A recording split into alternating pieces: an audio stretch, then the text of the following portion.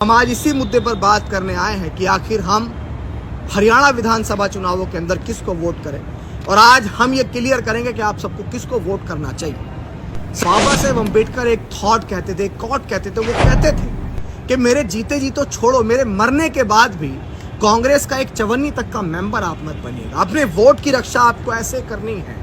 मान्यवर कांशीराम कहते थे अपनी वोट की रक्षा आपको ऐसे करनी है जैसे अपनी बहन बेटियों की सम्मान और मान की रक्षा आप लोग करते हैं। मैं बार बार यही कहूंगा कि हम चाहते थे कि ये पार्टियां एकजुट होकर चुनाव लड़े, क्योंकि अब एकजुट करने का समय नहीं है, इनसे वार्ता करने का समय नहीं है। 5 अक्टूबर को वोटिंग होनी है। 5 अक्टूबर को समाज अपना वोट डालेगा और ये तय करेगा कि हरियाणा के अंदर हम लोग किसको वोट दें। साथियों, आज का वीडियो बड़ा ही विशेष है और ये वीडियो हरियाणा के विधानसभा चुनावों को लेकर है। साथियों, आने वाली 5 अक्टूबर को हरियाणा के अंदर वोटिंग होनी और ये तय होगा कि आने वाला हरियाणा का मुख्यमंत्री कौन बनेगा और किसके हाथ में सत्ता जाएगी।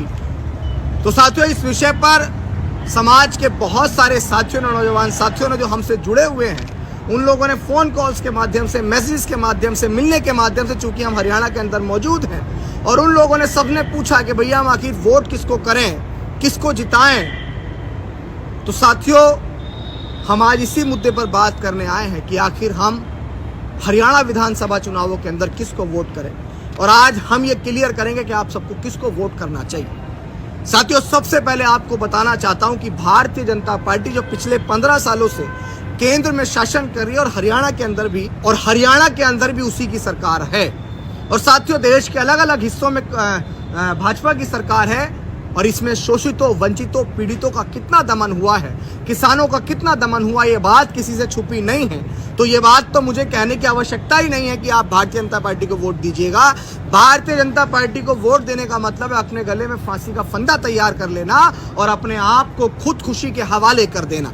साथियों, दूसरी ओर कांग्रेस पार्टी की बात आती है। वो कांग्रेस पार्टी जिसने डॉक्टर बाबा साहेब अम्बेडकर को जीते जी सम्मान नहीं दिया, जिसने डॉक्टर बाबा साहेब अम्बेडकर को मरणोपरांत सम्मान नहीं दिया। कांग्रेस की राजस्थान मध्य प्रदेश के अंदर जब सरकार थी तो दलितों का कितना दमन था। ये साबित होता है कि संविधान उठाने के नाम पे दलितों का, शोषितों का, वंचितों का और संविधानवादियों का, अम्बेडकरवादियों का वोट लेने की वजह से राहुल गांधी ने वो एजेंडा अपनाया। साथियों, बाबा साहेब अम्बेडकर एक थॉट कहते थे, एक कॉट कहते थे। वो कहते थे कि मेरे जीते जी तो छोड़ो, मेरे मरने के बाद भी कांग्रेस का एक चवन्नी तक का मेंबर आप मत बनिएगा। अपने वोट की रक्षा आपको ऐसे करनी है। मान्यवर कांशीराम कहते थे अपनी वोट की रक्षा आपको ऐसे करनी है जैसे अपनी बहन बेटियों की सम्मान और मान की रक्षा आप लोग करते हैं। साथियों, अब इसके बाद हरियाणा के अंदर इनेलो, जेजेपी और बहुजन समाज पार्टी और आजाद समाज पार्टी, साथियों बहुजन समाज पार्टी और इनेलो का गठबंधन है, आजाद समाज पार्टी और जेजेपी का गठबंधन है। साथियों, हम तो चाहते थे कि ये चारों पार्टी एकजुट होकर चुनाव लड़ती। साथियों, इधर अगर एक तरफ हम लोग देखें, इनेलो और जेजेपी एक ही विचारधारा, एक ही आइडियोलॉजी की पार्टी है, ताऊ देवीलाल जी की बात करने वाली पार्टी है। इधर हम आजाद समाज पार्टी और बहुजन समाज पार्टी को देखें तो साथियों ये पार्टी भी एक ही आइडियोलॉजी, एक ही विचारधारा और फूले शाहू अम्बेडकर और मान्यवर कांशीराम साहब की सामाजिक परिवर्तन और आर्थिक मुक्ति के आंदोलन को आगे बढ़ाने वाली पार्टी है। साथियों, ये सब अलग अलग चुनाव लड़ रहे हैं। अगर ये एकजुट होकर चुनाव लड़ते तो भाजपा और कांग्रेस का यहाँ कोई अस्तित्व नहीं होता। साथियों, इस हरियाणा के अंदर लगभग 21% दलित समुदाय की आबादी है और लगभग 22 से 23% जाट समुदाय की आबादी है। जो बहुजन समाज है उसकी आबादी इस हरियाणा के अंदर बहुत ज्यादा, लेकिन आज तक इस हरियाणा के अंदर शोषितों, वंचितों और डॉक्टर बाबा साहेब अम्बेडकर की पार्टियों की सरकार नहीं बनी। तो साथियों, अब हम ये फैसला करते हैं। जो साथी हमसे पूछते हैं, मेरा व्यक्तिगत मत है और समाज हित में ये इसलिए जरूरी है क्योंकि वर्तमान समय में दुश्मन ये साजिश कर रहा है कि फूले शाहू अम्बेडकर के नाम पर जो राजनीति होती है, जो शोषितों, वंचितों, पीड़ितों को उन्नति और प्रगति के लिए इस देश में राजनीति होती है, उस राजनीति को नस्ते नाबूद किया जाए, उस राजनीति का पतन किया जाए। और साथियों, वो राजनीति चलती है बहुजन समाज पार्टी के नाम से और वर्तमान समय में अब धीरे धीरे आजाद समाज पार्टी के नाम से भी वो बढ़ रही है। मैं बार बार यही कहूंगा कि हम चाहते थे कि ये पार्टियां एकजुट होकर चुनाव लड़े, क्योंकि अब एकजुट करने का समय नहीं है, इनसे वार्ता करने का समय नहीं है। 5 अक्टूबर को वोटिंग होनी है। 5 अक्टूबर को समाज अपना वोट डालेगा और ये तय करेगा कि हरियाणा के अंदर हम लोग किसको वोट दें। साथियों, एक और हम कहते हैं कि अरे बसपा को या असपा को वोट देंगे तो गड्ढे में वोट जाएगा, लेकिन अगर आप भाजपा या कांग्रेस को वोट देंगे तो आपके लिए मौत का विषय होगा, आपके लिए मरने का विषय होगा, क्योंकि वो पार्टियां कभी आपका सम्मान नहीं कर सकती, वो पार्टियां कभी आपको अधिकार नहीं दे सकती। तो साथियों,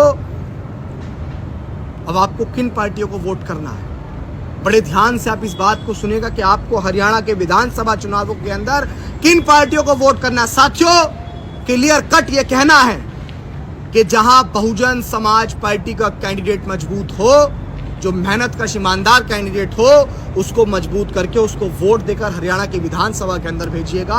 और साथियों, जहां चंद्रशेखर आजाद यानी कि आजाद समाज पार्टी का कैंडिडेट मजबूत हो, जिस विधानसभा के अंदर बेहद कर्मठ और ईमानदार प्रत्याशी आजाद समाज पार्टी का हो, आप उसको वोट देकर विधानसभा के अंदर भेजिएगा। साथियों, जब दुश्मन अपनी तमाम पार्टियों को जिताकर लोकसभा और विधानसभाओं के अंदर भेज सकता है, अपने कार्यकर्ता, अपनी पार्टी के मेंबरों को, अपने समाज के मेंबरों को भेज सकता है, तो साथियों, हम जब हमारे नेता एक नहीं हो रहे हैं तो क्या जनता एकजुट होकर अपने समाज के नेताओं को एहसास नहीं करा सकती है? तो अब हम सब ने ये फैसला लिया और मैं हरियाणा की सभी समाज के लोगों से ये कहना चाहता हूँ कि जहाँ आजाद समाज पार्टी का कैंडिडेट मजबूत हो उसको जिता दीजिएगा, जहाँ बहुजन समाज पार्टी का कैंडिडेट मजबूत हो उसको जिता दीजिएगा। ये विधानसभा के चुनाव खत्म हो जाएंगे, क्योंकि समय नहीं है, मैंने बार बार आपको बताया। तो मैं उम्मीद करता हूं कि मेरे द्वारा कही गई इन बातों को आप समझ गए होंगे। भाजपा कांग्रेस को वोट मत डालिएगा, क्योंकि अपना वोट अगर अपनों के पास आएगा तो आपने एक कहावत सुनी होगी कि अपना मारे तो छांव में और दूसरा मारे तो धूप में। क्योंकि साथियों, अपने तो अपने होते हैं, समाज का जो कैंडिडेट मजबूत हो, क्योंकि आजाद समाज पार्टी भी फूले शाहू अम्बेडकर की बात करती है और बहुजन समाज पार्टी भी फूले शाहू अम्बेडकर की बात करती है। किसी वजह से आपस में कॉन्फ्लिक्ट हो गया होगा, दो भाइयों के बीच में भी कॉन्फ्लिक्ट होता है, दो परिवारों के बीच में भी कॉन्फ्लिक्ट होता है। इस कॉन्फ्लिक्ट को हमको मिलकर खत्म करना है। तो साथियों, जहां बहुजन समाज पार्टी का कैंडिडेट मजबूत हो उसको जिता के हरियाणा विधानसभा के अंदर भेजना, जहां आजाद समाज पार्टी का कैंडिडेट मजबूत हो उसको जिताकर विधानसभा के अंदर भेजना, और पूरे देश को बताना कि फूले शाहू अम्बेडकर और मान्यवर कांशी राम साहब के नाम पर जो लोग राजनीति करते हैं, जो उनके आइडियोलॉजी को आगे बढ़ाने का काम करते हैं, वो कहीं भी कमजोर नहीं।